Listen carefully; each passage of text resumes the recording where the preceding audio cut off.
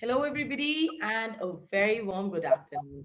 I am Ekta Kapoor, and I would like to welcome all of you on behalf of Solar Quarter and GoodWeek to the Good Week Asia 2025 webinar on advanced energy solutions, C&I grid tied systems, and energy storage.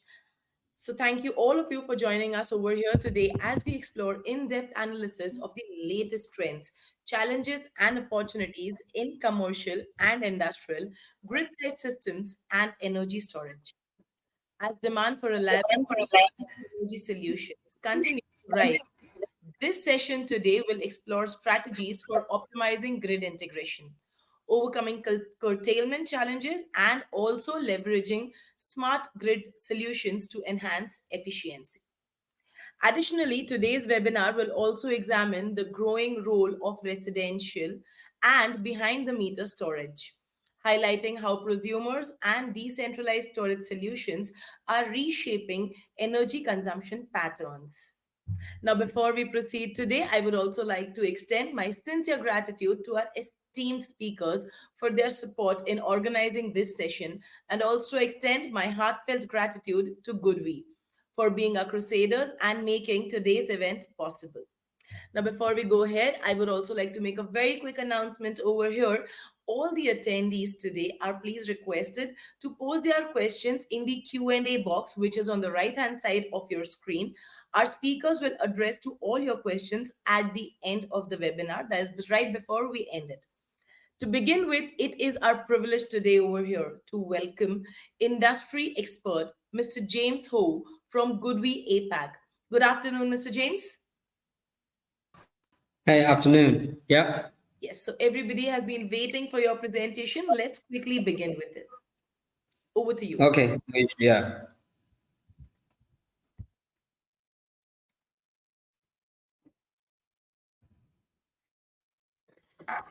Okay. Good afternoon. Maybe in some areas, right? Still in the morning, but welcome to GoodWeek's fifth Good Week. And so it has become a tradition for us to organize this kind of event every year. So we're gonna do this again in the coming years. So very glad to get connected with all of you. The friends and also experts from the solar industry. My name is James. I'm heading the business for GoodWeek in Asia Pacific. Uh, okay, I will start my presentation. It's pretty much the introduction of GoodWeek. So to help you understand about the history and our maybe very quickly the product portfolio we're offering to the market. Yeah, we have come to the 15th year. After our establishment, and so the vision of the company is driving the world's smart energy future, and our mission is to become a major driving force in the global energy transition, building a sustainable future. And so this is a good win moment. As I said, that we started in 2010, and so from 2011 to 13, so we were offering the on-grid residential inverters majorly to the European and Australian markets. So that's the start of a good business in those countries. And in 2014, we developed the first, you can say in Asia Pacific, the first ever storage inverter, which technology is still adopted by the industry. So it's pretty much safe to say GoodWeek is the pioneering company for the storage technology. And from 2015 to 20, we were deepening our strategy and presence in different countries, and become a leading supplier of solar inverters in the global market. So then in 2020, we got listed in the stock market. Officially becoming a listed company. So which has allowed us the better resources for expansion and expanding our teams and providing more better services to the global customers. So from 2021, then 2024, you might have heard about GoodWeek as the tier one hybrid inverter and solution provider. And also we have successfully deepened our presence in the CNI and utility segment as well. So, I mean, by today, GoodWeek has been known and recognized by the major customers as the very comprehensive and strong partner for the different product portfolios. So, I mean, thanks for the customers' continuous support. We have achieved this success by today. So we're gonna do better in the coming years. And some details about the company structure in different countries. Like we have 11 subsidiary companies across the globe and 27 sales and service centers in different countries as well.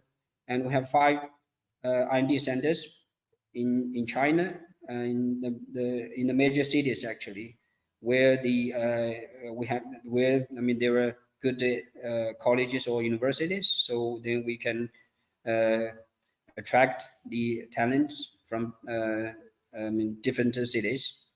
And we have 4 production facilities located in China and as well as Vietnam. So that is our first overseas production plant. And so throughout all these years, we have achieved some significant market share in different countries. So namely, like Czech Republic and 40% market share. I mean, it's mostly about the storage. And Netherlands, that's one of the few markets we entered into in the early years. And we have achieved 30% for residential, 50% for CNI.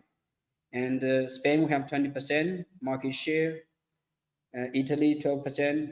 And here I want to mention Germany, particularly because I mean, this is a market with a very high standard for your product and solution, right, to enter into. So, I mean, luckily we have achieved 26% market share there, both for the residential storage and C&I storage.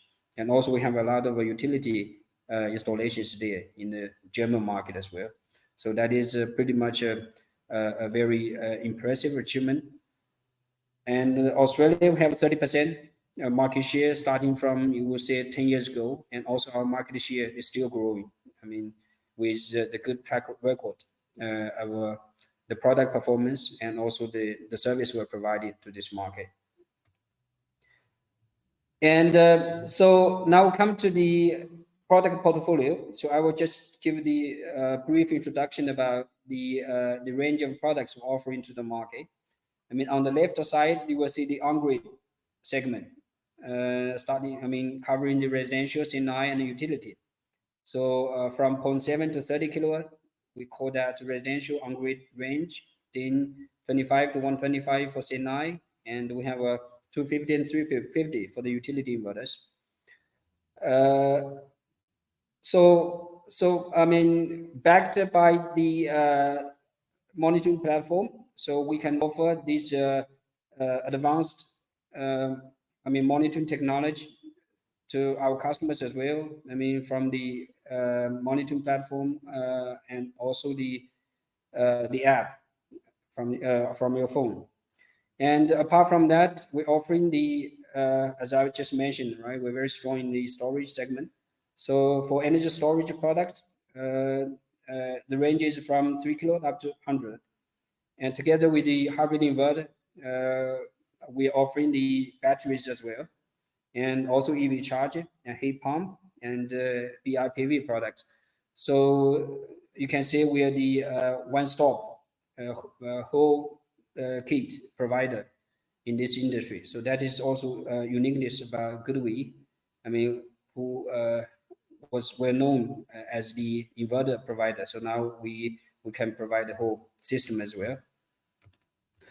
Okay, so I mean, very briefly, I just introduced GoodWeek company and the product portfolio. So now uh, later on, right, you will see the detailed technical features and the product models of the company as well. So I will hand over to my colleague for that details. Thank you very much. Hope to see you next year.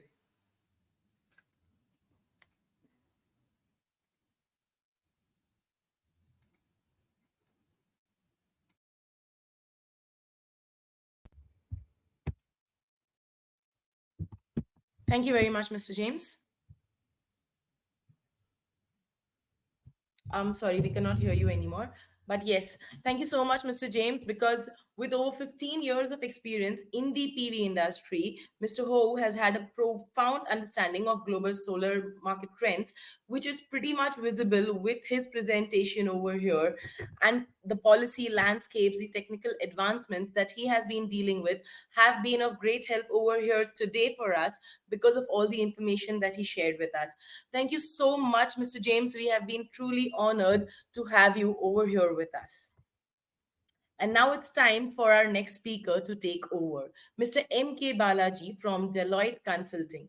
Mr. Balaji is a global sustainability and investment management expert with over 34 years of an experience across manufacturing, energy, power, and finance. He's a specialist leader at Deloitte Consulting and bringing a unique blend of corporate and development sector expertise. He has led major regional projects collaborating with governments and the private sector on project development, risk mitigation, and financing. Good afternoon, Mr. Balaji. Good afternoon. So, we are truly honored to have you over here with us today to share your valuable insights. And now, looking forward to your insightful presentation. Over to you, sir. Thank you. Uh,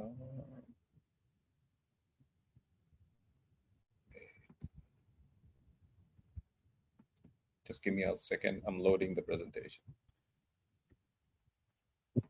Sure, no worries. Also, take your time. In the meanwhile, I'll take this time to please inform people once again, all the attendees, whatever questions you'll have, please do not forget to post it in the Q&A box so that we can get them all answered. Over to you, Mr. Balaji, once again. So is my presentation on? Yes, it is. It is. We can All see it. right. Okay, so this is the short presentation covering the key considerations in deploying battery energy storage systems. It's a key thing to help push more of variable renewable energy. So we will be covering in this session, I'm going to talk about the applications of BESS. We will talk a little bit about technology, not so much in detail. And the last three topics are the ones which we do not come across very often, which is on the policy and regulation, commercial considerations, and the financial considerations while deploying battery energy storage systems. So let me start with the applications. So when we look at the applications of BESS, that means where are we going to use battery energy storage systems? We look at three key points. One is the domain. That means whether the battery energy storage system is used in transmission or distribution, or is it just with the customer behind the meter, or is it used in microgrid? So there are four typical domains on which the battery energy storage systems are deployed. In each of these domains, we also need to understand the type of service, that is why. So the first question is, where is it deployed? The second one is, why is it deployed? So is it deployed to smoothen the variability of renewable energy? That is one option. Or is it just a storage of energy? That's another option, right? Then there is sometimes it is to manage the power quality, which is like the frequency or the voltage or those kind of things. In the distribution services, it can be used for various other areas as well. But most of the times, it is either capacity or storage or managing the power parameters, power quality parameters. So from the where to the how, we will also now also look at the when. The when is basically addresses the time scale for which the battery is used, whether it is used on a for a few minutes or a few seconds. Like in many power quality applications, it's used for short periods of time, but it can be most capacity applications are for long periods of times, like hours or days. So it's very important first to start and understand why are we using it and where are we using it and for how long do we want to use it. So that's the first thing. Having understood those parameters, we then also have to look at the technology selection. Now, currently, of course, there are lots of best technologies like flow batteries and sodium and all of that. But the most popular batteries are the lithium ion batteries. And even within lithium ion batteries, there are a number of different chemistries of lithium ion that are available in the market. While considering which chemistry to use, obviously we have to take a look at the application. And that for that particular application, there are four key areas: that is the cost, the specific power of the battery, safety considerations, and the lifespan of the battery. That's very important. For example, the lifespan depends on how many charges and discharges that you have. So if you have a typical application where you have a lot of charge discharge cycles, then you probably will want to have something which has a bit large lifespan, right? So that's a way to think about. So these which chemistry to select will depend on that. Obviously, the advantages of lithium technology is that they are compact because of high power densities. They have very high round trip efficiencies. That means you can, from the charge to the discharge, you can almost discharge it down to 85% of the total charge. They are modular, so you can keep adding more and yeah, more batteries as the need arises. They have a very fast response time, so very important for applications where we are using for power quality management. And as we have seen with larger volumes of deployment, the prices of lithium ion batteries have also started gradually going down. The key disadvantages of the lithium ion batteries are obviously they degrade over a period of time, as we might have also personally experienced with our telephone batteries and such devices. Um, there are safety risks due to the heating up of the batteries. This is a very important consideration while the design and design of the battery systems. And of course, the resource that is used for making the batteries is not infinite. So lithium, nickel, cobalt are all, we are running out of these, and these are becoming more and more expensive as we go. So so while we, I mean, so once we know what are the applications, based on the application, we can then look at which chemistry of the lithium ion cell works best for our situation. Next, we look at one of the things that's evolving in all the almost all of Asia Pacific is the policy and regulation. When we look at the policy and regulation, the first thing we need to understand is what is the role, whose role, like the utilities role, the regulators role, the battery energy providers role. This is very important to understand. You will understand maybe once I go to the next slide on the commercial, you will get to know what I mean by the role. It's like, a battery is a storage device, right? So you can be just like a landlord who's renting your space, right? So that's one way to do it. Or you can be like a logistics provider who kind of completely manages the in out of the material. So you can be any of these. So battery, you can imagine battery as a storage space, and you can be just like a landlord who's just rented out the place and the tenant does whatever with it. And in this case, the tenant can be the utility with whom you're connected, right? So the utility then manages the space or the battery storage the way they want. So that's what we'll be basically trying to differentiate the role of the owner of the battery in this whole game. So that's very important to understand. The other thing is we got to see what are the long-term policies. The policies in many countries are just at a planning stage, especially in the Southeast Asia. Some countries have clearly outlined deployment targets as in by 2025, we will have X gigawatts. By 2030 we will have Y gigawatts. So it's important to understand those deployment targets, especially when we are trying to develop. But most of the times, the deployment targets are for grid connected batteries and not for behind the meter batteries. And then what cross cutting support is available? The cross cutting support in public policy means, like, let's say you're importing the batteries. Do we have the right HS code for these batteries or its components? Do we have the right tariffs identified under those HS codes? These things are a challenge, especially when you're entering a new market or this is a new when it's a new technology in many places. So that's what we are looking at as cross cutting. I mean, there may be transport side, the fire safety side. All these things are not clearly evolved. So the cross cutting support is another big area for public policy to be working on. The next is, of course, the laws and regulations on how batteries are classified. Is it a generation resource, or is it considered to be a transmission asset or a distribution asset? So that's a very important thing to understand. And then who owns this? As I said, um, you know, who owns the storage? That's a very important thing. Then how is it compensated? That is the tariff side, feed-in tariffs, other incentives, etc. That we'll again see a little more detailed in the next section. Connection and grid codes. This is very technical. It should be fully evolved, and we should know to what grid codes we are connecting these batteries to. The grid fees and licensing for installing these systems, and what is the process for permitting for these. So these are all the various law and regulation related areas that we need to be having a clear understanding of.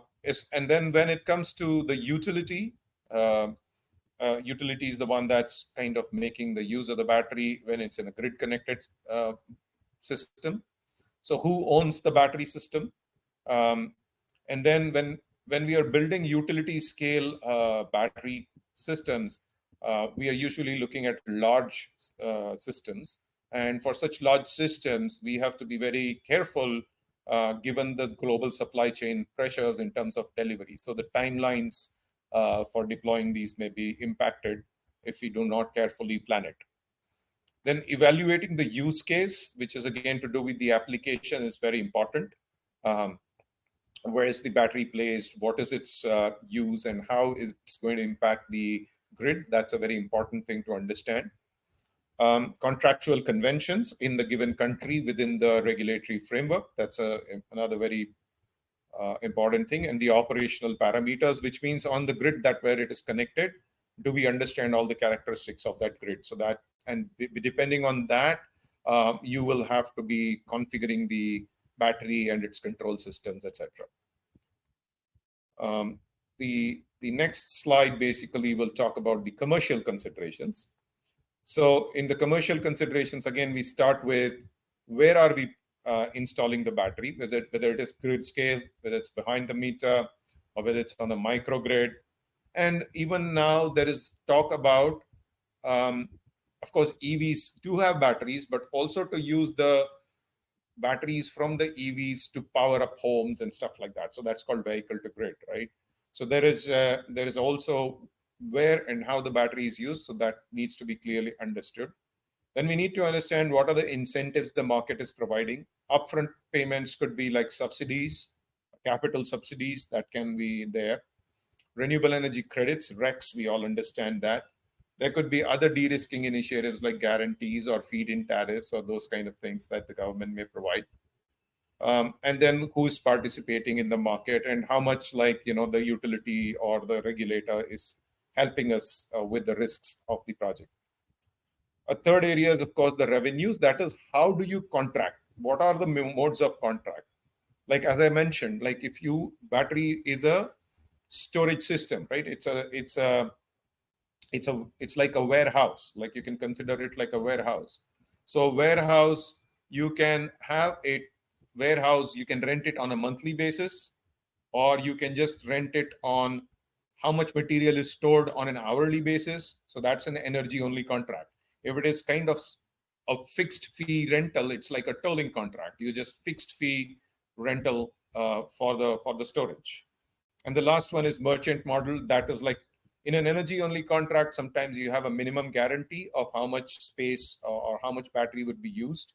But in merchant model, there is no such guarantee of minimum usage.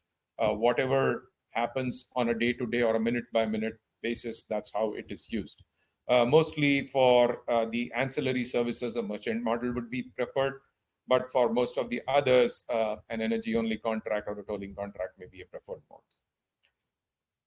So once you have seen the capex and opex related commercial things, then you actually go to procure the batteries. So that, of course, would start with planning the process of procurement, depending on the lead times, etc. Procurement, development, your RFPs for the battery systems. Then you obviously float the RFPs, and then you have the bids. You evaluate the bids, and then you would issue contracts to the selected bidder. In commercial contracting for battery energy services, we look at a number of parameters like the who owns the batteries, what is the contractual tenor, like is it a 10-year PPA or a 15-year PPA or a merchant powers don't have anything like that. So that's a very important thing. What's the contractual tenor? System and operational parameters, especially for grid connected systems, we need to understand grid codes, how that particular network has been behaving. So it's very important to understand that. It's not uncommon for the batteries best installer to already have a grid study report with them at the time they are designing the system. Connection and safety requirements, this could be grid codes, this could be all the other safety requirements to prevent fire and such overheating hazards. Communication and control requirements between the utility, the battery storage system operator, or the generation system, etc. Warranties and performance guarantees, pretty straight. Siting is where to locate it physically. Sometimes you say locate it in the substation, or you may locate it close to the generation. So that's all completely a matter of how that network is and what the characteristics are. And the compensation is obviously, the subsidies, the feed-in tariffs, and all the other things. The next important parameter that we look at is for financing these battery systems. So when we look at financing, if you go to a bank or anybody, first thing that they'll say, they'll start looking at is what are the risks. So what are the risks in this whole project, right? So the risks, as you can see in the red box in the middle, are risks to do with the development of the whole system, which means do we understand how to site it? Did we actually do the network studies properly? Do we know, did we get all the permits and licenses, in time? Those kind of things, right? And also whether the project will be constructed on time and there won't be any delays. Then comes the supply chain risks. The supply chain risks are to do with mainly, as I said, there is a lot of demand for all the components of the battery energy system, given the, so the supply side may not be able to catch up with the demand. So there could be delays due to component delays, etc. So it's very important to understand and secure your entire timelines, So that's a very important thing. The third one is financing risks. Financial risks are, sudden change in interest rates can be one. Sudden change in foreign exchange rates is another one. These are kind of financial risks that one has to build in. The other build in to mitigate, I would say. Then the next one is, of course, operational risks. Operational risks are to do with obviously, improper design or not understanding the network very well. So your system may degrade faster than what you thought. It's not charging very well. It's not discharging very well. So there could be quality of component related issues. There could be manpower, skill issues with that. So those are some of the things that when you go to anybody who's financing it, whether it's a bank or somebody else, they would have all these questions. So you need to think through these questions right up front and have answers to them. The next one is, of course, to do with the project development. So in the project development, we have to first understand the use case. That is what I call as the application, which is the first slide that I thought shown you.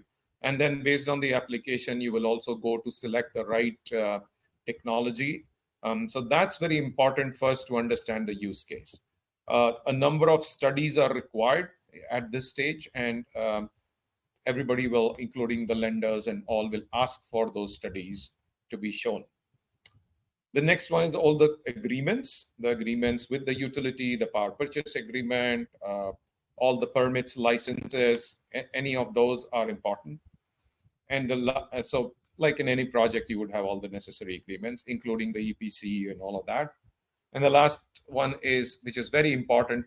Normally, this could be a part of the use case evaluation, but siting, because in battery energy storage system, there are a number of options of siting.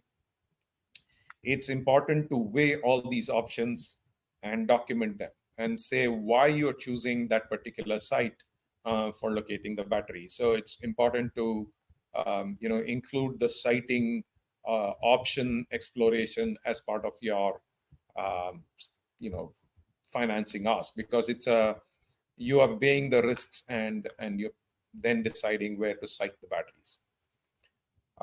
The last part is, what goes into impacting the financial returns. So that's basically the key assumptions that we take into the financial modeling. So the financial modeling has three key areas. One is technical input. The second one is economic input. And the third one is financial input.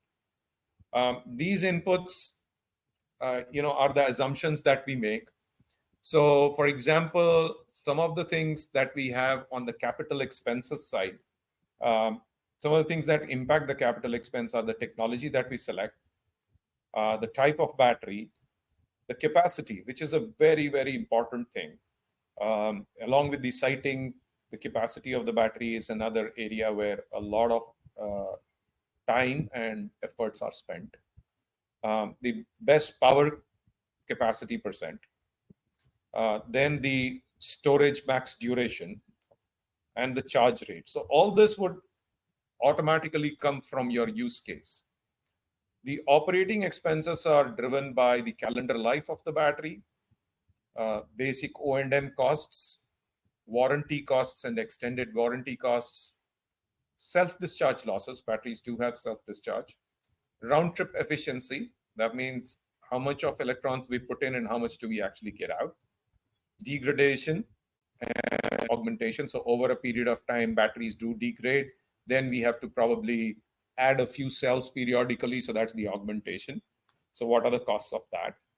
Cycle life, duty cycle, and the depth of discharge. So these are some of the operating parameters that impact the operating expenses and the capital expenses, which are equally spread across the technical and economic inputs. On the financial side, of course, the main inputs would be interest costs and currency exchange rates and stuff like that. So that's the end of my presentation. Here is my email. And after today, if any of you want to know more about it, please feel free to reach out and I'll be happy to talk to you all. If there are any questions, I'll take it up and answer them. Thank you. Over to you, Akta. Ekta. Thank you so much, Mr. Balaji. Yes, we do have a couple of questions that have been lined up, but we will be taking all of them towards the end of the seminar. That was a fantastic presentation. Thank you so much. And now I would like to take this opportunity to introduce our next distinguished speaker, Mr. Mrityunjay Nanda from Asia Clean Energy Partners. Good afternoon, Mr. Nanda. Good afternoon, Akta. So, could you please So, Mr. confirm that Nanda, you can actually? before you begin, I'd just like to say, tell everybody a little more about you. Sure, Mr. I Nanda is will. a leading. Yes. Yes, please go ahead. I was Yeah. confirming if you can actually hear me. So, please go ahead. Thank you. Yes. Yes. You're pretty much audible. We can see you very clearly. Mr. Nanda is a leading expert in power systems, energy optimization, and techno-economic assessments. As a team leader, technology and markets, he plays a crucial role in shaping clean energy strategies across the Asia Pacific region. And we are absolutely honored to have him with us today over here. And now I would like to hand it over to you to share your insights and present on the market outlook. The floor is all yours. Thank you, Actor. Thank you for the kind words. So I will start sharing my screen, and please confirm that you actually see it.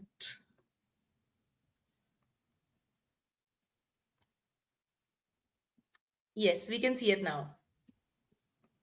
Okay, let me put it in full screen mode. So yeah, thank you. So as and good afternoon, everyone. Good morning, everyone. Uh, so the topic of discussion for the next 15 minutes or so would be about the market outlook, basically focusing on the CNI, grid-tied systems, and energy storage. And I would be focusing on the Southeast Asian region because I'm based out of this region, and most of our work has been in this region. Yes, I'm Mrityunjay, the team leader of a small portfolio of projects from a boutique consulting company called Asia Clean Energy Partners. So this slide, I'll just spend a few minutes or so telling everyone that who we are. So Asia Clean Energy Partners, we were founded in 2018, and we are an international consulting company that's, as the name suggests, focuses on clean energy and the scaling up of effective clean energy initiatives in this region. We work across a breadth of services, but most of them are upstream, focusing on policies, regulations, etc. And most of our work has been till date with the who's and who's of the developing world, be it the MDBs like ADB, World Bank, or the international development agencies like USAID, GIZ, or UNOPS. So we are headquartered in Bangkok, but we have our colleagues spread across all the world, throughout the world in different regions. But as I just mentioned, most of our work has been focused on Southeast Asia, but we have some projects in other parts of the world, but maybe a bit more in the Pacific, a bit in India as well. So who we are, that was in a nutshell.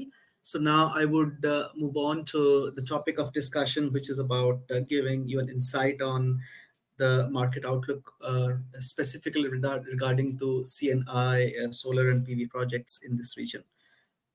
So starting off, what are the key drivers of these projects there in Southeast Asia?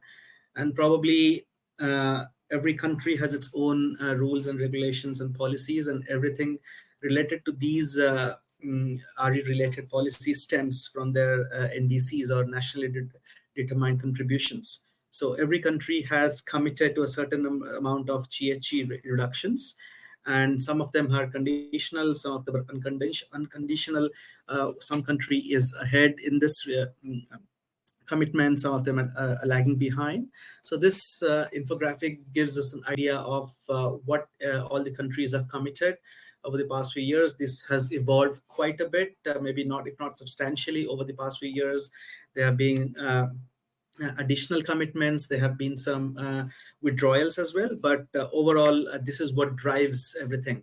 And in terms of, as a private player, what are the incentives, or what are the drivers that makes me think of a PV plus battery project, or just a PV project in my commercial and industrial establishment?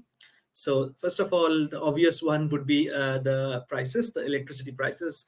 A few countries in Southeast Asia, the cost of electricity is pretty high. So, and then if as an industrial owner, so if I can figure out a financial mechanism, we heard Balaji talking about the best related financial mechanism quite in details. But in general, if I can come up with a financial mechanism that kind of makes my takes down my electricity cost by a few cents, and I can eventually recover that cost over the next few years, then for sure I should go for it. And then, but that apart from that, one of the key factors is, as I just talked about, is the policy and regulatory support. So, what are the financial incentives given by the government, and what are the regulatory incentives? I see a question regarding this as well from one of our panel, one of our audience. So, which is very important in terms of encouragement for an industrial client to go ahead and invest quite an amount of money in a CNI PV project. So, and then corporate sustainability goals. I think this is probably, I should have put it the first, because this is what you have noticed in this region at least, is the most important factor of why industries actually are going for such clean energy projects or investing in any clean energy projects, because uh, as we know, all the countries have their net zero goals, but that kind of boils down to a company level or a conglomerate level as well. So different companies or different entities have set out their own net zero targets or GHG reduction targets. So maybe at a direct scope one level, or if in the supply chain as well. So so that kind of forces and the customer perception around owning a green product kind of forces all these companies to actually invest in a clean energy it may be captive or non-captive, but a clean energy initiative of their own. And then it's about having a very secure and resilient needs. A lot of countries in this region who do not have a very evolved or mature grid infrastructure. So companies are going for their own PV projects. That kind of gives them this energy security. So for if there's a brownout or a blackout in the region where my factory is located, so if I have a solar plus battery, that kind of guarantees me 24 hours of energy supplies, and I should not be worried about what goes on outside my premises. And then this is probably another important factor, which is about the declining solar and battery costs. Over the years, the technologies have been developing in terms of exponential terms, and the costs have been reducing probably a few cents a year, I would say. So this kind of incentivizes a private player to start thinking about having these what do you call it, RE investments. I mean, the first four that we saw are probably the ones that makes them think, but the last one is the one that makes them act. So if as a private company, I don't see it's like, if it's money that I'm kind of putting in an investment, if I don't see a return around that, so then probably I'm not going to do that. So these are a very five key factors that we thought are market drivers that kind of are important to first lay down around this market. So let's talk about a few trends in this region that we are seeing related to these specific projects. The growth of CNI rooftop solar. So that's probably the dominant way in which the CNI grid-tied systems are designed or being modeled in this region. So, and it's gaining traction in Thailand, Vietnam, and Malaysia, plus some other countries. So probably Vietnam saw an exponential boom in specifically this type of projects during 2019, 2020. And Thailand is probably the leader in this region as well, because they have a very regulated CNI solar rooftop market. An expansion of behind the meter storage as well. So a lot of businesses are exploring this option because if it's behind the meter, the companies have a lot of leverage in terms of playing around with the optimization and figuring out what's the best possible package for them that works. So a lot of pilot programs are happening in Singapore, Vietnam, and the Philippines as well. I mean, Singapore and Philippines having the most evolved decentralized market in this region. I mean, Singapore is way ahead of anyone else, and Philippines is behind that to some extent. So that's one of the trends that you're seeing as well. And the next topic is about the virtual power plants and aggregation techniques. So this is a very recent trend. Not a lot has happened, but countries as like Singapore, who has a very decentralized market, and they have a few cutting edge technologies that they are actually adopted and piloting. So they're going for these VPPs, where a lot of decentralized generation assets are coming together and acting as a battery for a lot of industrial customers. So this kind of ensures a lot of what do you call it, security in terms of generation, in terms of energy supply. Plus they're trying out new ways to kind of becoming a bit more independent of the grid, and having a good regulation around that is key as well. And energy as a service business model, so this is probably very much in practice, I would say, in Thailand in terms of CNI rooftop solar, where as a roof owner, what I'm doing is I'm not maybe not 100% owning the project itself, but I'm leasing out the roofs, and a private developer comes in and puts up has an airtight PPA with me. I get as a roof owner some kind of incentive in terms of the energy in the tariff, and the developer comes up with a pretty good financial model that they can make money, and so can I save money from my electricity costs. Plus I'm assured 100% green energy from my rooftop. So a lot of new business models have been tried around, and there are a lot of other business models that we can talk about in this specific sector as well. And some of the trends are already prevalent, some of them like the VPP are coming along, but all I can say is this sector is growing, and it's going to boom in the next few years, because the hunger for clean energy is out there, and it's not going to reduce anytime soon. uh, let's just see where each country is. It doesn't have all the full 10 ASEAN countries. It just has the key players or the leaders that have actually implemented or are implementing some key initiatives in this sector. And as I mentioned, Thailand has a very strong solar rooftop CNI market. There are some challenges around this, but we can see the CN solar rooftops sprouting over all the industrial estates, and it's one of the if as an industry owner, if I'm thinking of investing, getting some clean energy, probably this is the first way that they are going to do it, at least in Thailand. uh, there are some challenges associated with that, so they're not very PV is PV market in Thailand is very evolved and mature, I would say. But when it comes to battery, there are not very great incentives, but it's slowly picking up.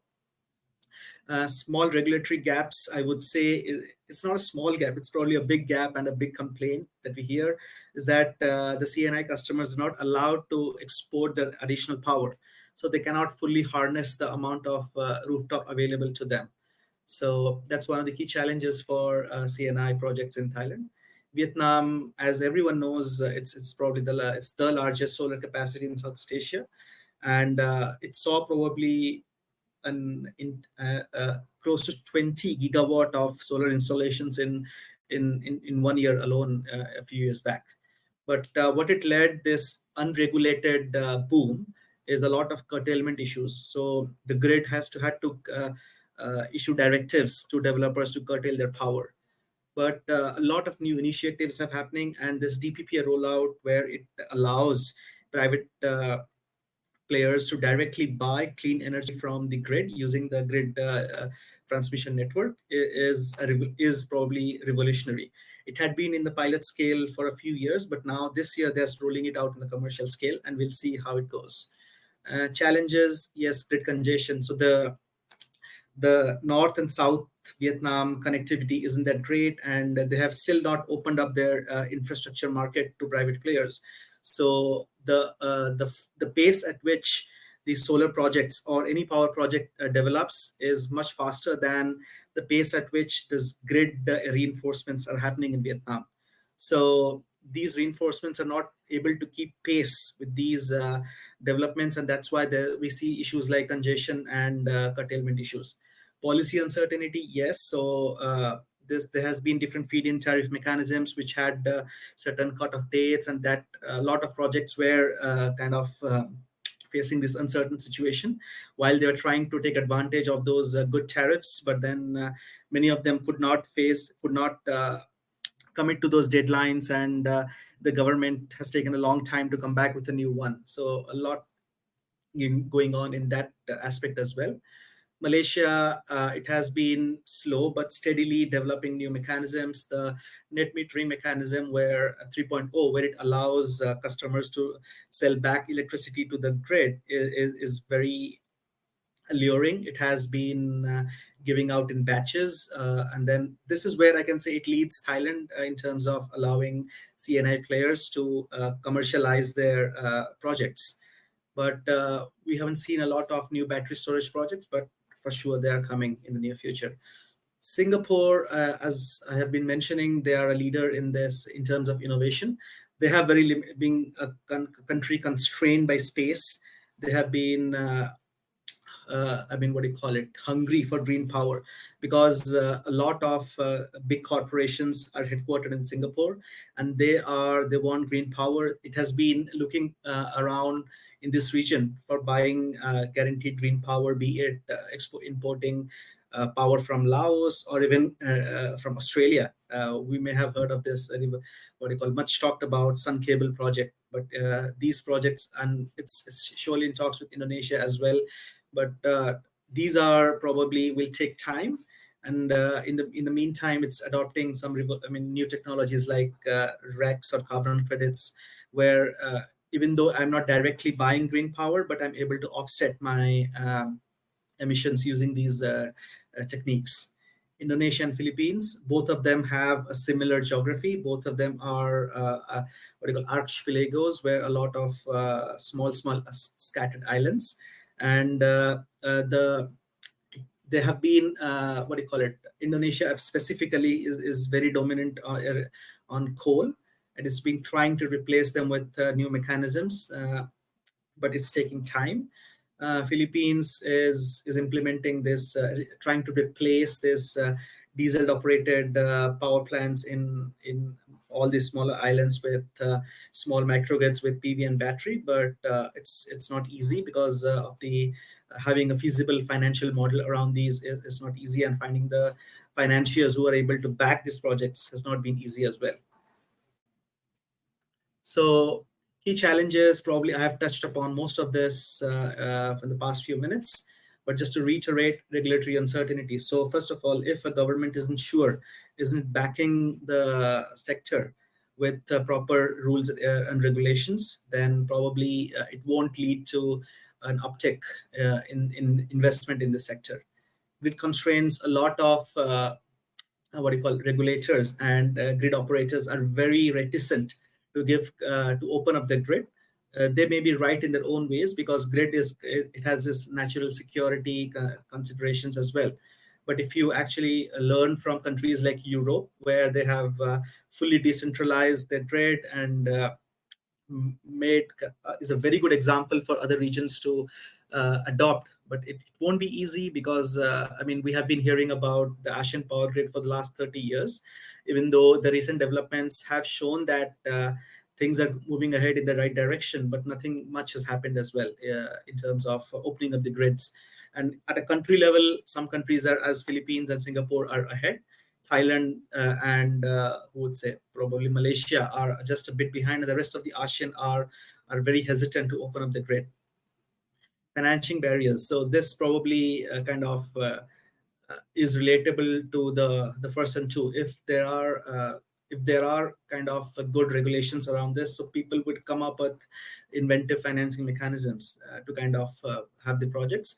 But still, that remains a very important factor. Finding bankable finding good investors, because a lot of these RE projects have high capex, and and depending on where the market stands, many of them are not ready to invest or put up a lot of money upfront, because a lot of regional geographical uncertainties going on around the world, and they feel that okay, it's easy for me to find somebody a very what do you call it, project that kind of assures me a return in the short term, but then putting up my money in these long-term PPAs, probably 25, 30 years PPAs.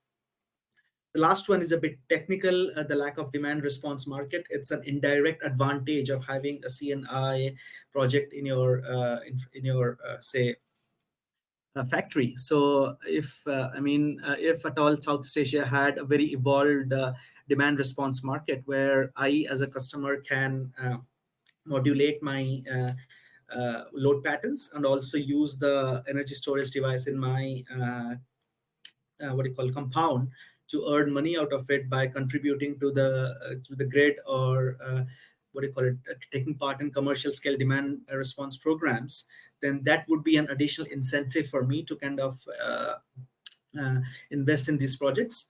But apart from a few pilot projects in Thailand, plus a few commercial scale projects in Singapore, we haven't seen this energy efficiency related market to be kind of active in this region at least. A lot of talk is going on because energy efficiency is considered the lowest hanging fruit in terms of reducing your energy emissions, right? So, but we haven't seen a lot of activity in this area. Where is the outlook? So yes, it's positive in this region. The cost of batteries are going down. It is expected to fall as low as 30 to 50% in the next few years. So that will make these projects more commercially viable. Corporate PPAs, as we say, like corporate PPA is something that's very prevalent already in Vietnam and Thailand between the what do you call commercial scale customers. Uh, but new mechanisms, new financial mechanisms are coming up, and people will find the new models to kind of make this project feasible. Hybrid systems, yes, it's not just solar, but so a mix of finding the right mix of different battery technologies plus the PV plus maybe wind if you have the land enough, or somebody asked the question of integrating EV to that. That's a very good suggestion as well. Maybe V2G is something that they can consider at a fleet scale. So finding the right techno-economic solution is important, and a lot of studies are being carried out in this part as well for before anyone invests in any project. So then finally, leveraging AI. So I mean, that's the talk of the town. Everyone is talking about how to harness the power of AI in the sector they work. And I would say clean energy is probably one of the important ones where we can actually use AI in terms of, I would say, data analysis is one of them. Like if a utility starts using AI to kind of read its kind of analyze its customer behaviors, so they can go along. It can take them a long way in terms of their grid scale planning. But having access to the data is still a challenge in this region, but it's coming.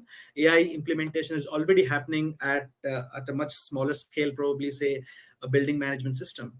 So all these building management systems are already integrating AI into the system and seeing that in what best possible way they can make these buildings more energy efficient. So that's coming in the next few years. A few recommendations from what we have discussed. Yes, policy development is probably at the top of of every list that we saw. So having a good favoring policy would actually help in these investments.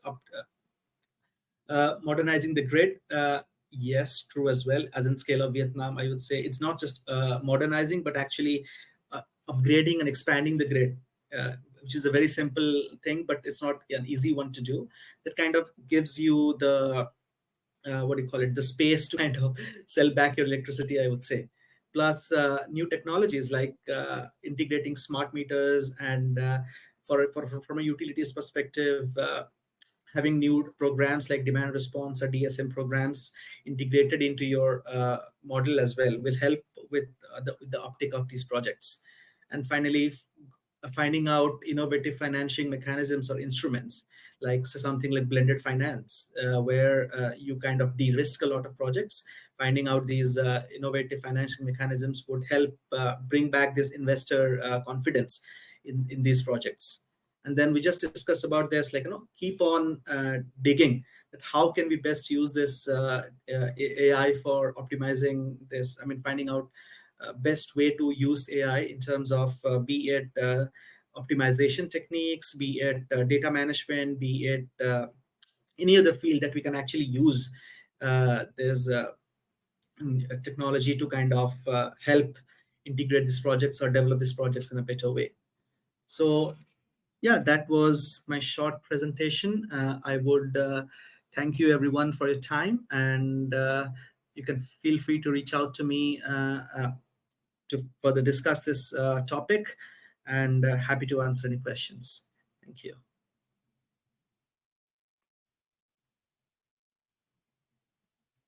Back to you, Akhtar. Right. Thank you so much, Mr. Mrityunjay. Thank you so much. And now, yes.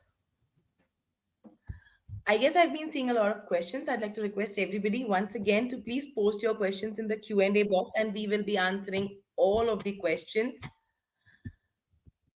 towards the end of the seminar. And now it is time to introduce our next speaker for this afternoon, Mr. Jeffrey from GoodWeek. Mr. Jeffrey has been a senior solution engineer at GoodWeek in the Southeast Asia region for over 3 years, specializing in commercial and industrial solar solutions and technical training. With his extensive expertise, he not only has an in depth understanding of Goodwe's advanced CNI solutions, but also possesses valuable insights to the evolving solar markets across the Southeast Asia. We're extremely honored to have him over here with us today to share his expertise. Good afternoon, Mr. Jeffrey. Yeah, good afternoon, Actor. Yeah, How have you been? yeah, that's okay. Yes. So I think it's time now for you to take over stage and present on Goodwe Solutions. Okay, thank you. Thank you. Let me share screen.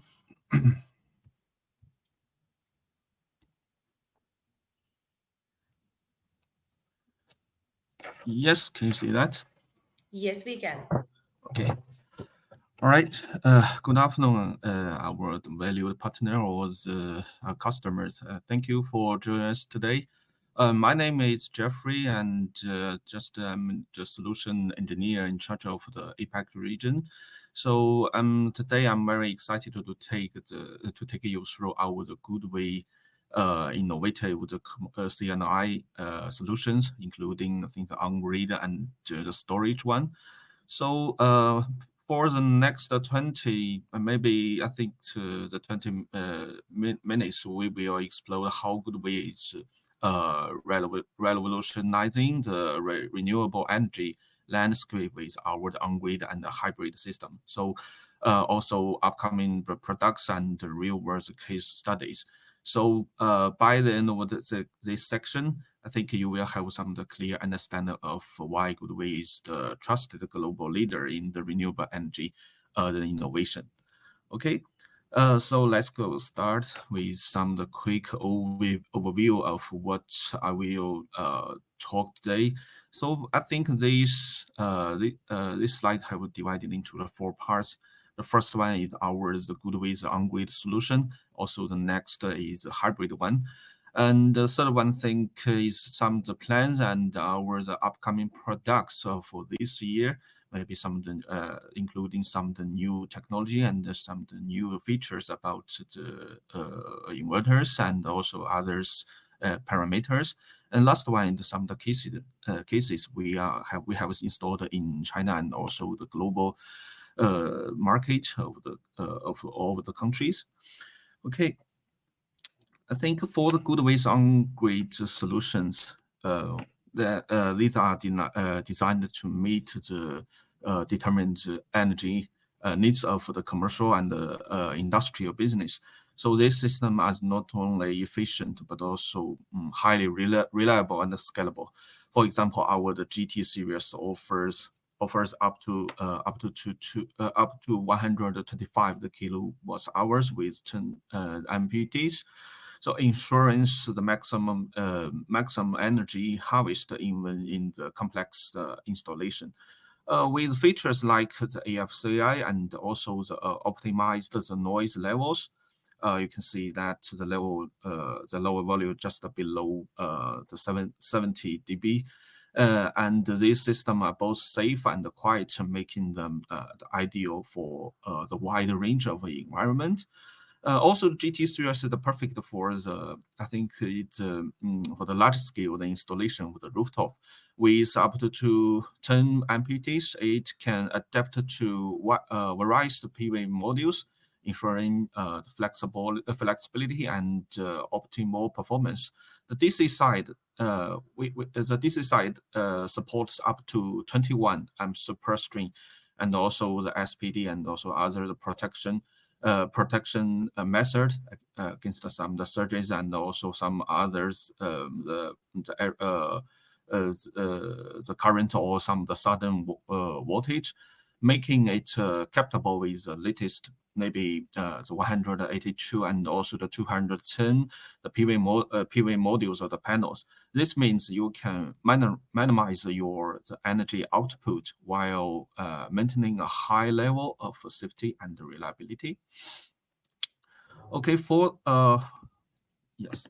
For the next our lower voltage installation or the scenario, we have the GT 75 kilowatts series offers some with the 8 MPTs and up to 160% oversizing.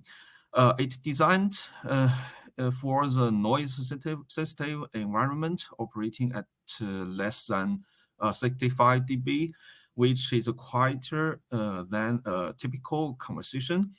With the AC and the DC side, the SPD, I think the SPD protection level is the type 2 as default.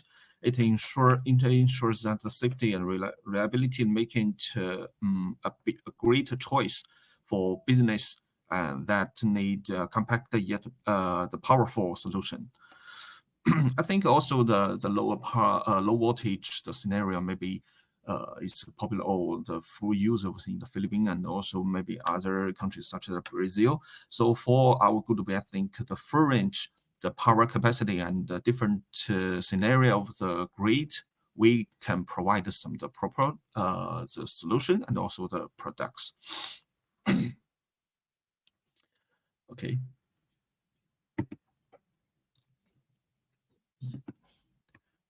Yes, I think next.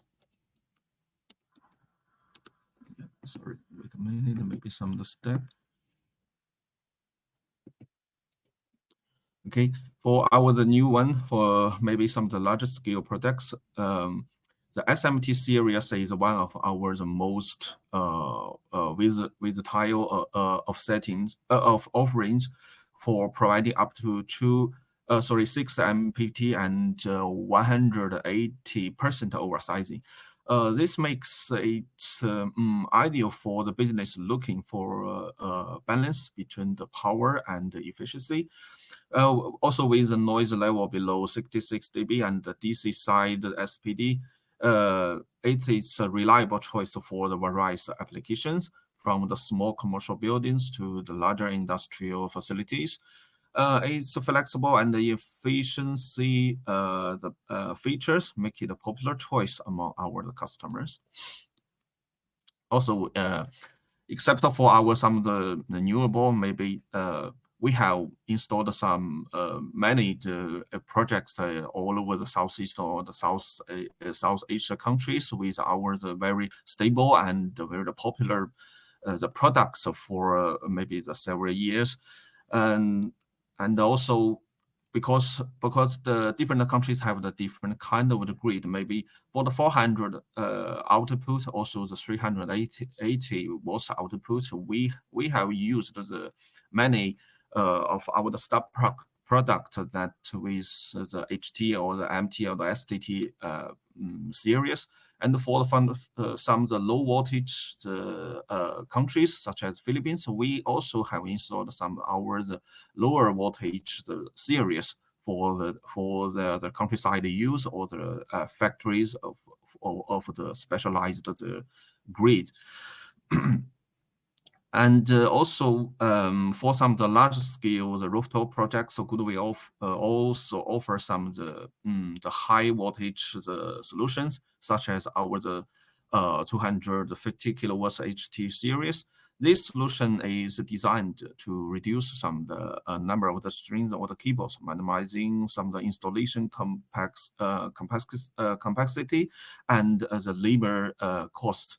It is a perfect fit for the industrial application requiring the high power output. Yeah.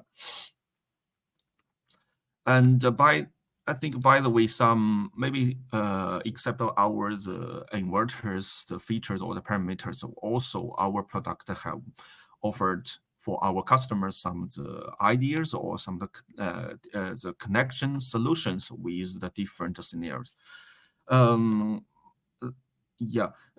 Also, the GoodWeek, because GoodWeek system are designed to integrate it with, seamlessly with our the third-party the devices, whether as it showed here, maybe the third-party data logger, and but also some the local or the third-party monitoring system. So our API, the protocol also our the Modbus, the RTU protocol ensures the smooth data exchange. Also, this the API or the Modbus protocol is opening for our customers. Also, this makes it easier to cooperate with good with inverters into existing setup. Also, for our own data loggers, we have also reserved some of the COM ports for the weather station, also other the system devices connected to our own system. Also, the GoodWeek have provided our the flexible and compatible with the wide range of the equipment. Also, because our open architecture approach ensures that you can build a system that meets your specific needs without being locked into the single vendor. Yes, also for the genset, that the diesel generator, for the on-grid inverter, we also we can also provide some our the Modbus the protocol to the controller of the genset and to provide some the protection of the output to the genset and also the whole system. This solution has been used in our maybe some of the Myanmar and also other countries that must be used on the genset to extend of the grid, the output. So I think if other customers in the different countries might want to get some more knowledge about our the genset cooperation, so don't hesitate to contact us to get some of the maybe some of the register map or the others with some of the technical support. And by the way, maybe our product, some of the features will be also some highlights of among all the brands of the models of the inverters. I think the safety also is the top priority of the GoodWeek products. Our system, the feature, the AFCI for the AFCI protection, has also get some of the reports or the certifications about the IEC and also other UL the standard. So we can guarantee to protect some of the fire or some of the risk of the fire to to do the switch off or to work off for the inverters and get and also offer some of the alarms and to our the inverters and the platform for the customers, and also the ISD rapid shutdown for the emergency situation. The ISD means that we can use some automatically or manually the switch to cut down all of the panels connection. This method just mainly focused to protecting our the firefighters. Maybe after this inverter switch off, the panels can still connect with each other. That we also generate the high value of the DC voltage. So this method could cut down could cut each of the connection of the panels, and so the maintenance staff or the firefighters could do some of the work on the rooftop. And also, our inverters are easy for the maintenance with some of the features like the night power supply. That means at night we can get some of the very tiny the power from the grid, maybe within 3 to 6 watts from the grid, and that to guarantee our the communication is still working. And also some of the stuff can do some of the maintenance with uploading the data to check on and to check on our the panel on our the SAMS the portal.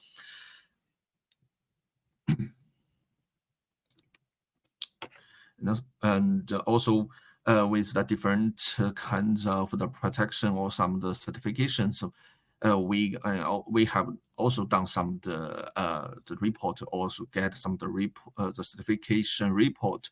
So if customers or you guys want to get some the details about our the protection, maybe some the IP the ingress protection, we can also provide some of the certificate. And also some of the wear dissipation for the fan. As you can see, for our new product of the later or the latest launched, the design of the fan for the independent pull out design for it is very flexible to the maintenance or to the cleanup of the fans, and also it is because it's independent that will have no gap of the internal the structure or the construction, that will guarantee some of the fans used with individual with our the inverter itself, and and also for some the second backup, the protection for the panels. The larger power capacity, the models of the inverter also can provide some of the anti-PID or some of the PID recovery function for the panels. Also for the aluminum, the cable used, because I think in some countries they have used some of the aluminum cable instead of the coppers, maybe regarding for some of the costs. So for our inverter, that we should reserve some of the space or give some of the necessary terminals to transfer from the cable from the copper to the aluminum the cable of the different materials, so that we reduce some of the risk about the fire or the others. Okay. Also, because in some countries that because of the policy or some of the customers or the clients use, they must do some of the zero export or some of the monitoring. So for our inverters, no matter the single inverter or the multi-inverter, we can provide the different solutions to achieve or to meet the zero export, the power limit, or some of the monitoring on, or some of the load monitoring on our portal. So here we simply showed some of the sample for the different model of our CNI inverters, such as for this one is the single inverter, and next this page is the multi inverter with using our the data logger to connect the parallel of the different model of the inverters, and also in some the specialized the grid, such as the data grid, maybe used in the Brazil and also the Philippine market. We can also provide some of our solution for the description of the specialized used in the grid. So for our customers or installers, it is easier to read and to follow of our the description of the files or the documents. And also we also provide some the high voltage the power limit the solutions that had been used in Thailand and also Vietnam market. With our the data logger and the meters, we can offer some of the solutions such as use the second point of the transformer, maybe from the 10 kilowatts to the 35 kilowatts. That will depend on the transmitters, the transformers from the first end to the second end of the ratio. I think also the data logger and the meter the settings are easier, and also it's flexible for the configuration to the MV side or the high voltage the zero export. Yes, now let's shift the focus on the hybrid one. So GoodWeek has established ourselves as a global leader in the energy storage solutions.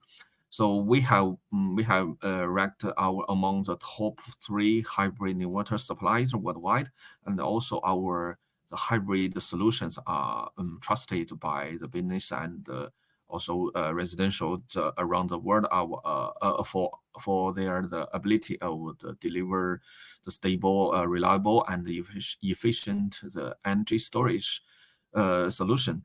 So making them a top choice for the CNI applications. Yes, I think this system are designed to combine the solar power with energy storage, offering the business flexibility to store energy for the later use. This is very special. This is especially used for such as hours of self-use, also the peak shaving, and also the time of use to do some discharging and charging time for the one day. uh, I think here I want to the mainly focused on is that the TOU, the time of use features. So for some other the brands, maybe the TOU time for the charging and the discharging time must be equal to the number. Must be equal the number of the settings. For example, if one day you want to set the full time the period for the charging and discharging, that must be the 2 charging and the 2 discharging. But for our GoodWeek company, that's not necessary for the equally. So you can set the 4 charging this time and the 0 charging time. That is okay, and also will meet the requirements of our the clients. It's very flexible. Yes, yes, and also our the system is designed to combine the solar power with energy. Also, yeah, good ways hybrid. The solutions are not just about generation power. They are also about optimizing energy used and the insurance reliability, even in the face of the grid instability or the outages. And now we will introduce some of the individual models of our hybrid one. The first one is the ET series from the 15 to the 30s. This one is one of our the most versatile hybrid system designed for the large residential or some of the small commercial applications. Here we make makes it to stand out such as we each the power compatibility. And on our website, we have showed some hours compatible list for the different brand of the batteries. So uh, our system allows for allowed for the easy compression and the 2 batteries input, each compatible with the different brand and also the compatibility, making it perfect for the business that want to mix and also match battery system. And also we have also the all-in-one system, including the cabinet that could be installed outdoor. Yes, for the business with large scale, the large in energy storage need, GoodWeek offer the pioneer solution that allows the multiple batteries to be connected in parallel. This system is designed for the maximum flexible and scalability. For example, for our the 30 kilowatts for our the 30 kilowatts.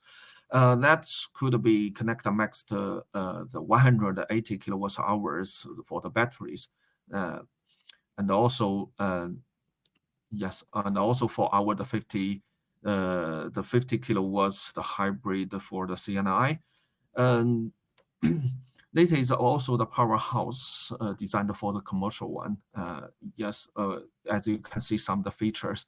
that such as we have the 3 or 4 MPPTs that guarantee our inverters can handle the large scale energy demands of each cases, and also the UPS level backup. That means the system provides some the switching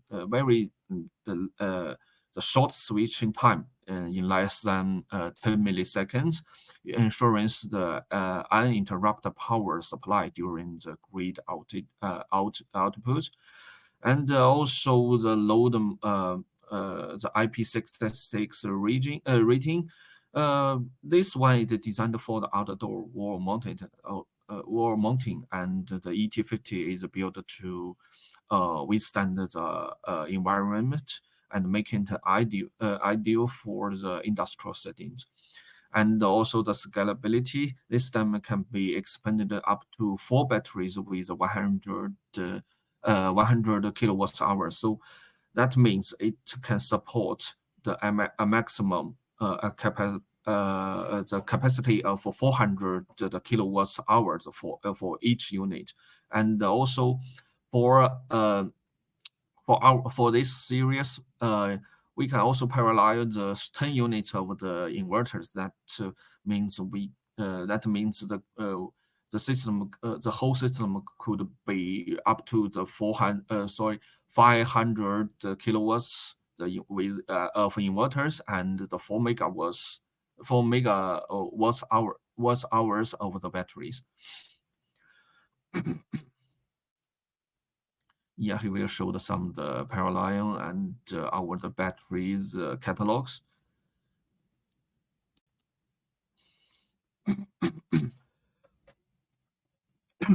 Also, yeah, just sorry about I forgot to introduce our the SDS box, because this one our main aim for the SDS box is that we can provide the individual the on-grid and the off-grid switching device, because maybe in some countries maybe they didn't want to get the off-grid switching function, so that could only use the inverters. That's okay. But for the Southeast Asian or some other countries, we want to get together with the off-grid switching. So that's the SDS box must be used for the whole system to the parallel of the backup or some the switching.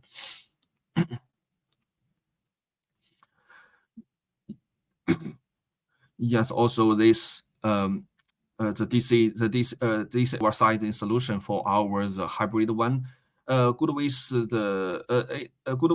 the hybrid solution is designed for the maximizing the PV output while ensuring no waste of the power.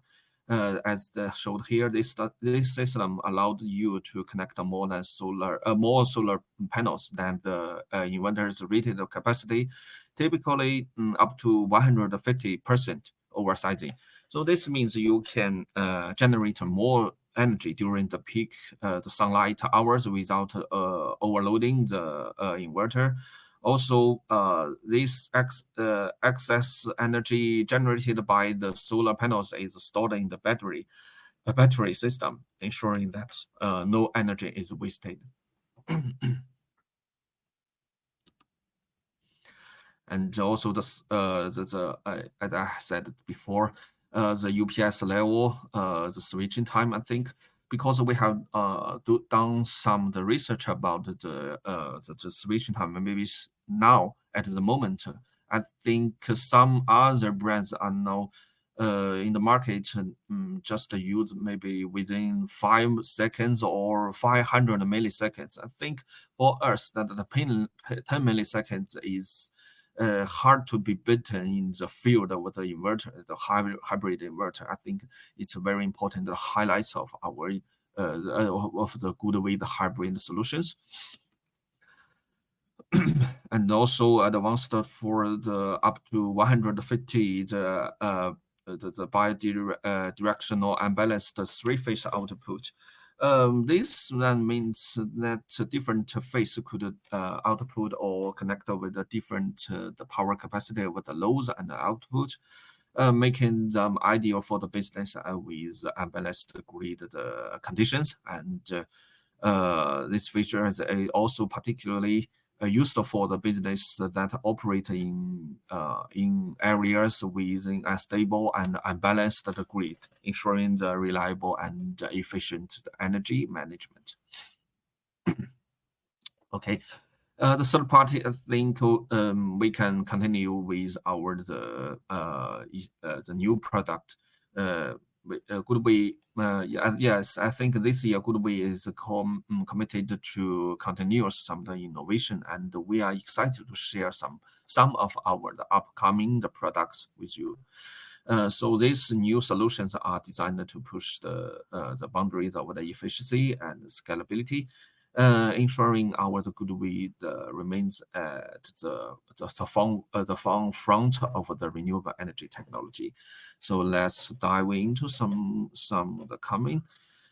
So for the on-grid one, our the STT G3, the 40 kilowatts and 50 kilowatts is one of our the most anticipated upcoming products. This next generation, the inverter is designed especially for the commercial and for the small C&I scenario. Also, we offering the high efficiency, and we have increased the input current within the 150 the oversizing. This also this inverters allows you to connect more the solar panels more than the inverters the rated, and the AFCI is also the optional. I think the most and also the very important the features is that the quiet operation with the noise level is as low as 51 dB, and it's ideal for the noise sensitive environment like the schools and hospitals.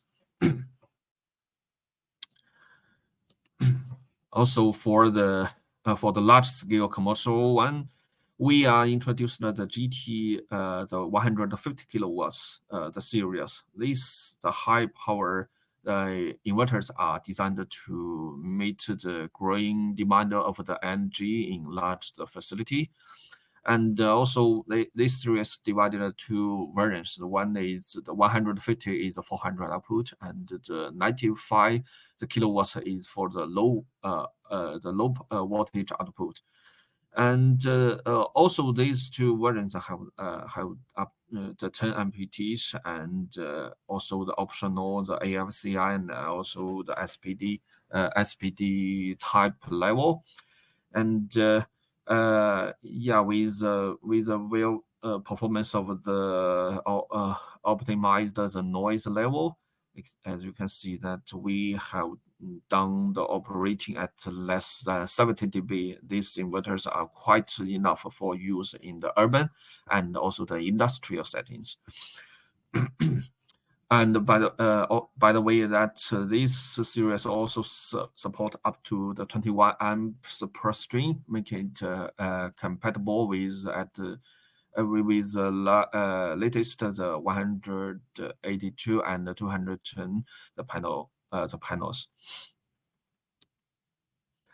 Also our new SMT the series with the new also with the two variants with the normal output and the lower the output.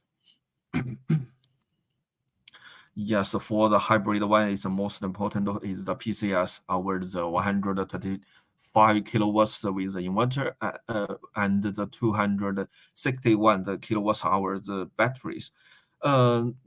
It's for the business looking to integrate the large scale energy storage. We are introduce this one with the high capacity the energy storage system is designed for the C&I applications. So some important features such as the high temperature tolerant, this one have the stable the operation within 60 degree with 100, if we using the 110 the overload, the long time overloading capacity, it can be controlled in the normally within the 40 degree. Also, this one allows for the flexible load management even in the unbalanced grid conditions, and also provide the cabinet with the IP66 protection level, and also some the C5 the corrosion the resistance. Yeah, the last one is ours, the IoT product that our the new data logger. This one just to guarantee for the mixed parallel with the different model of on-grid inverter and also the hybrid inverter, and also give offer the stable the communication method and also the extension for the different system devices connect. Okay, for the last one, I think we can just have a look or to have a look at our the cases referenced in the different countries, no matter in the China and also maybe Southeast and other countries. And I think yeah, here we showed some of the new products such as the GT have been installed in China, and yes, that have been tested maybe 1 year. That's for the operating very stably and normally. Also in our own the HQ, the cities in Suzhou. Maybe for the global countries, and we have installed some of the large scale or some of the solar farm the system. Sorry, the solar farm the scenario with our the utility one or the large scale of the CNI one.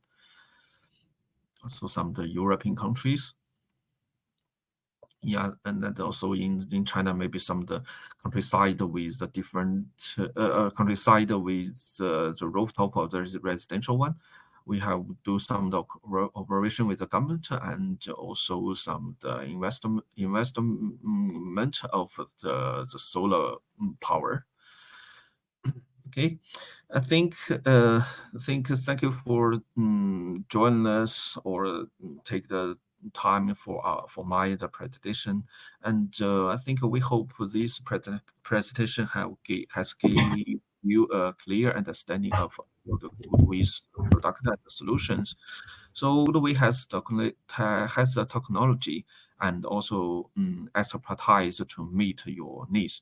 Let's power the feature the feature together. If you have any questions or would like to discuss how good we can help your business, please feel free to reach out and also connect with us. Okay, thank you. Back to you, Actor. Thank you so much. Thank you so much, sir. So, yes, there are a couple of questions, but before that, let's have a conclusion for today's session. I would just like to know if there's anything that you would like to add on to Mr. James and Mr. Jeffrey, both of you, if there's something that you would like to say about today's session.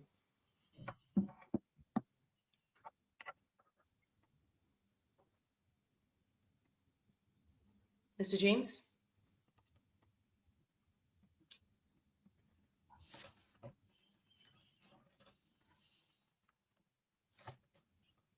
All right, I guess after the presentation, there's not much left to say because these were pretty valuable insights that we got from all of our speakers over here. Thank you so much, everybody. Now, before we conclude, I would just like to take a couple of questions. So, one question that we have, I'm just going to quickly show it on stage. Beyond what capacity usually does DC coupled solution become economically unviable, more expensive than AC coupled solutions? Mr. Jeffrey, Mr. Ho, would you like to put in your valuable inputs in this?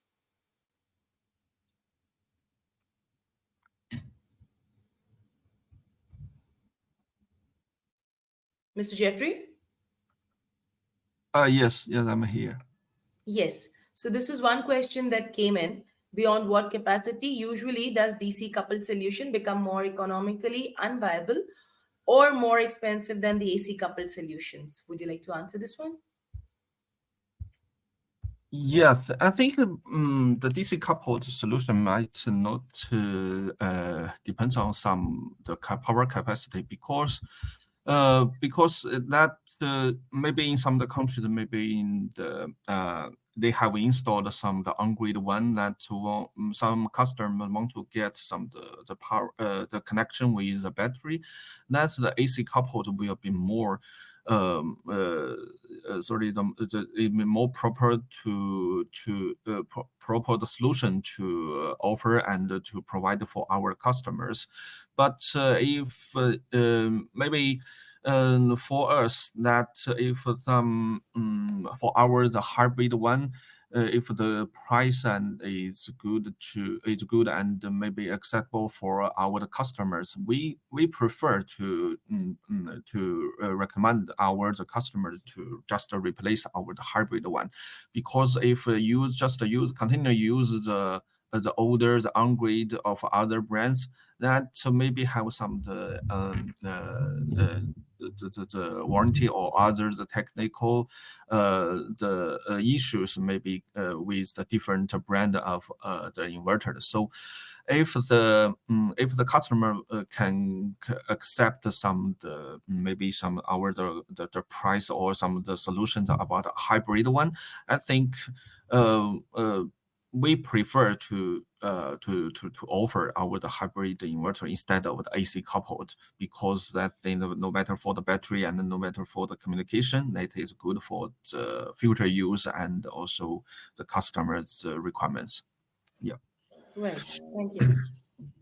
Thank you so much, sir. There's another question that we just got, and this one is: does GoodWe address security concerns of countries around their product offering in terms of their hardware and software? So, does GoodWe address security concerns of the other countries as well? Yes, I think this question we have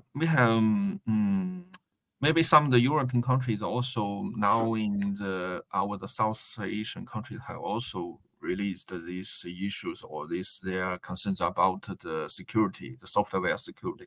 Okay, for the Europe, for some of the European model or some of the European the countries used, we have done some of the IEC about the software, the security.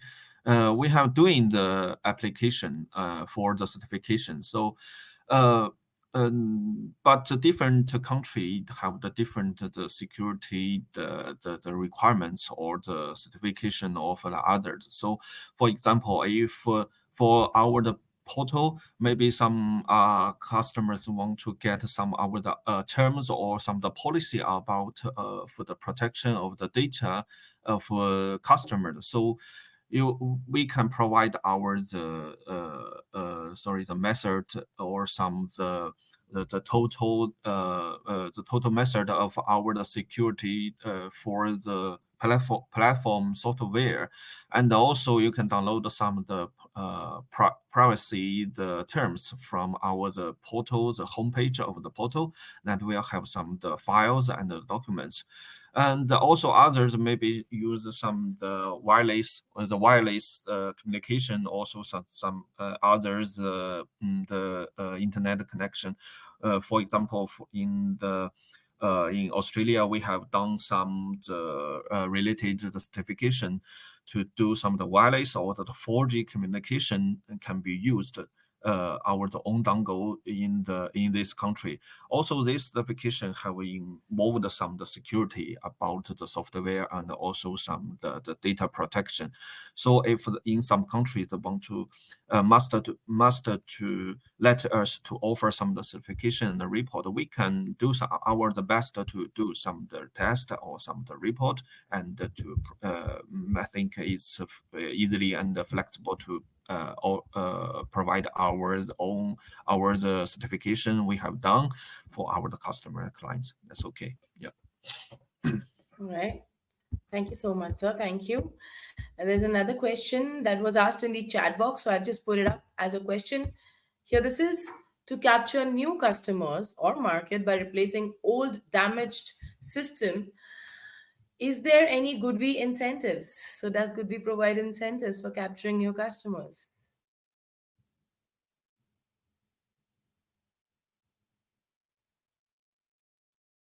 Mr. Jeffrey? Okay, I think yeah, for technically, I think we must guarantee that we can do some the replacement about the old the damaged system.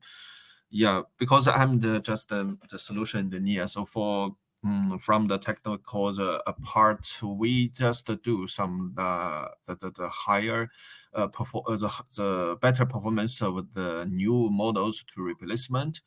But for the others, the marketing or some the benefits, yeah, maybe to should contact to yeah follow our the marketing the policy or some the sales the policy for the different countries. So yeah, I'm not sure. I can only to answer some of the technical one. Yeah. All right. Thank you so much. Thank you. Thank you, Mr. Jeffrey. So we've had a couple of other questions as well, but they've all been answered by the respective presenters.